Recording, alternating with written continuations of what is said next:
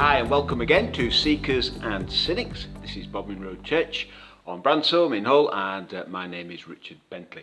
And last week we were looking at the question, so who goes to heaven?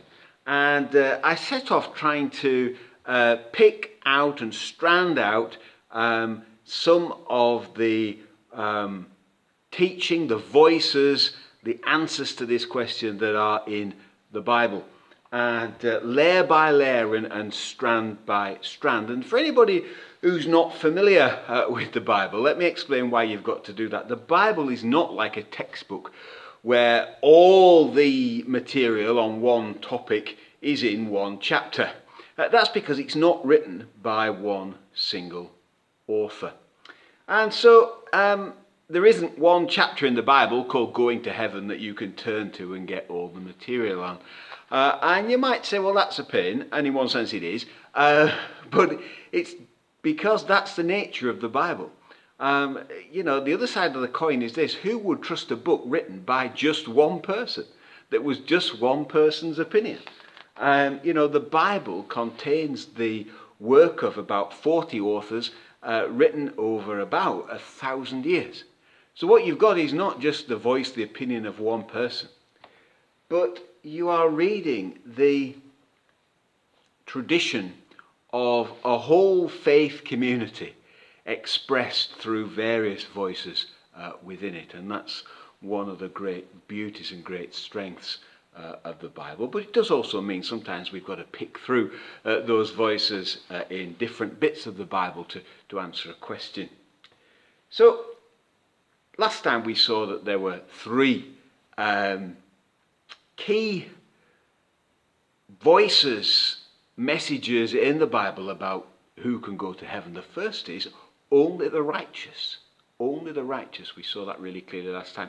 The second voice that sort of comes on the back of that in various places is but no one is. That there is no one who is really and truly righteous, really and truly fit to go to heaven. So that's two lots of real bad news so far. But then there's this third voice, this third strand in the Bible's teaching that says, nevertheless, there can be forgiveness and salvation for those who are humble and contrite and recognize their own sinfulness and who will ask for forgiveness. So that's what we saw last time.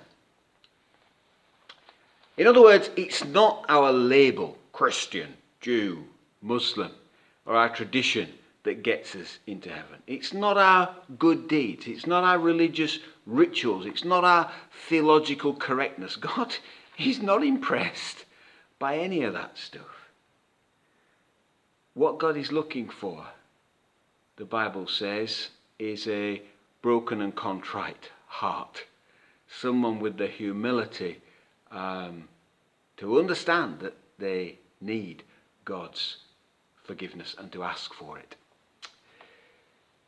The problem is, you don't find a lot of that about, do you?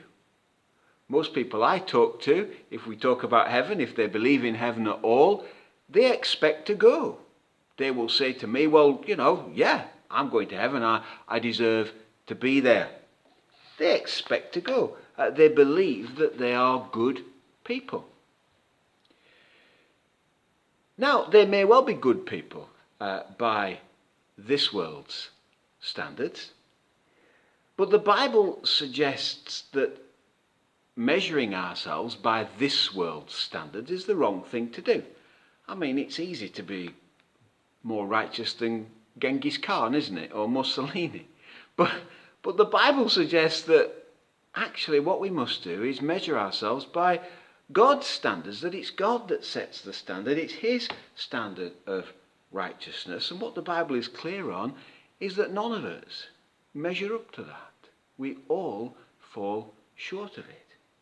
Imagine missing a bus by 2 minutes or a minute, and then feeling superior to the person who rocks up half an hour later who's also missed the bus.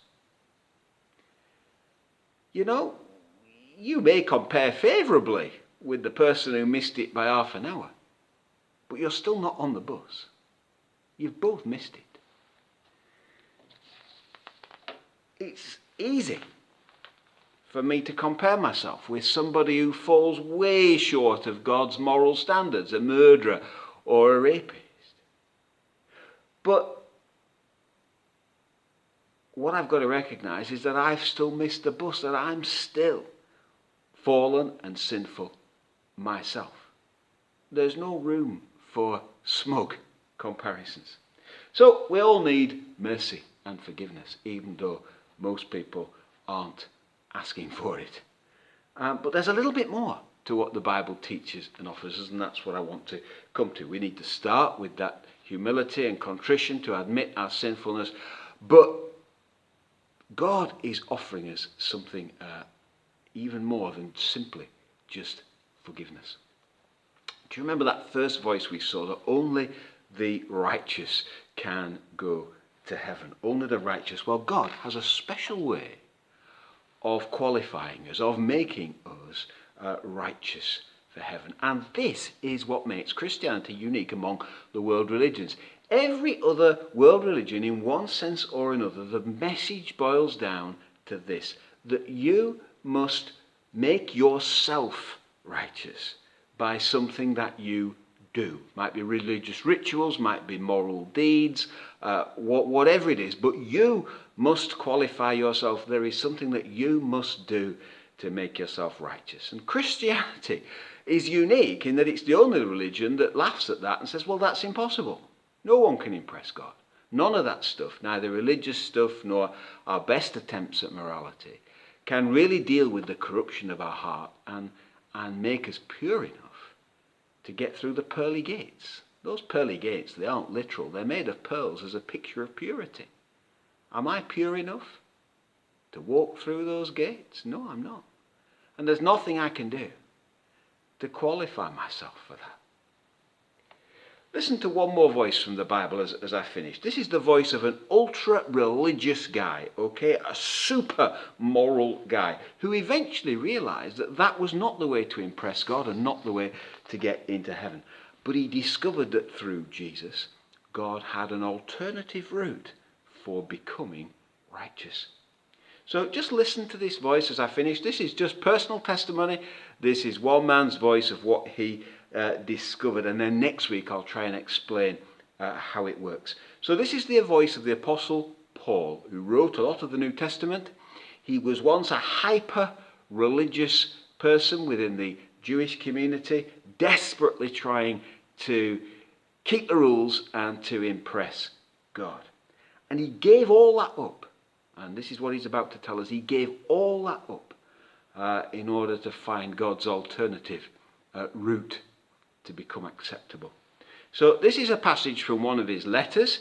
It's the letter to the Philippians, and you'll find it in the New Testament, and this is from chapter 3, and the translation is a very modern translation that really puts this into modern terms. It's the Message that I'm reading from. So this is Paul's voice. We'll finish here, and then we'll unpack this a bit more next week. So he says this, he says, we couldn't carry this off by our own efforts. So he's talking about getting into heaven and being righteous. We couldn't carry this off by our own efforts, and we know it. Even though we can list what many might think are impressive credentials. You know my pedigree. A legitimate birth, circumcised on the 8th day, an Israelite from the elite tribe of Benjamin, a strict and devout adherent of God's law, a fiery defender of the purity of my religion, a meticulous observer of everything set down in God's law book. But the very credentials that people are waving around as something special, I'm tearing up and throwing away, out with the trash, along with everything else that I used to take credit for. And why? Because of Jesus Christ. Everything I once thought I had going for me is insignificant. Dog dung. I've dumped it all in the trash so that I could embrace Christ and be embraced by him. I didn't want some petty, inferior brand of righteousness of my own that comes from keeping a list of rules, when I could get the robust kind that comes from trusting Christ, God's righteousness, given as a gift. We'll unpack that next time.